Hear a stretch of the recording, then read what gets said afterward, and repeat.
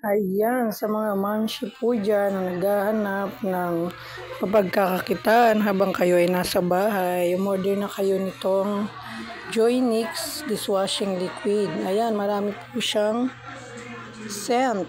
May watermelon, cherry scent, bubble gum, antibac scent, strawberry scent, calamansi scent.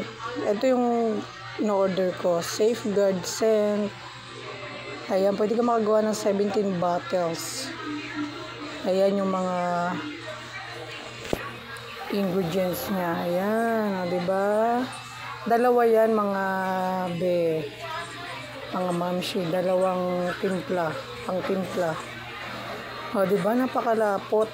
Tignan nyo dyan. Hindi siya masyadong puno yung drum. Yung drum na ginamit ko dyan is 27 liters. Pumili kayo niyan, may takip yan, kailangan siyang takpan. Yan, lagay nyo lang dyan yung lahat ng ingredients.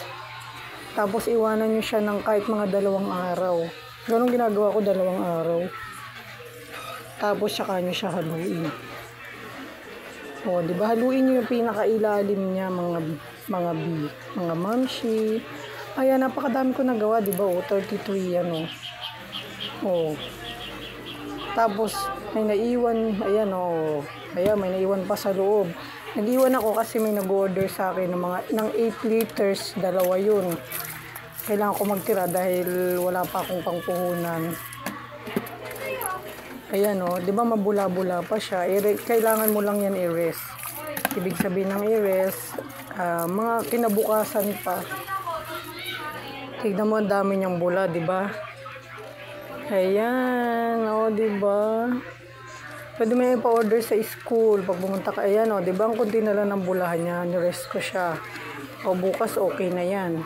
O, kaya ano pang inaantay nyo? Mag-check out na kayo. Ilalagay ko sa comment section ng link kung saan kayo pwedeng mag-order. At talagang sureness yan. Dami ko nang napa-order niyan, mga mi. Thank you for watching. Mag-check out na at i-follow ang aking page. Maraming salamat po.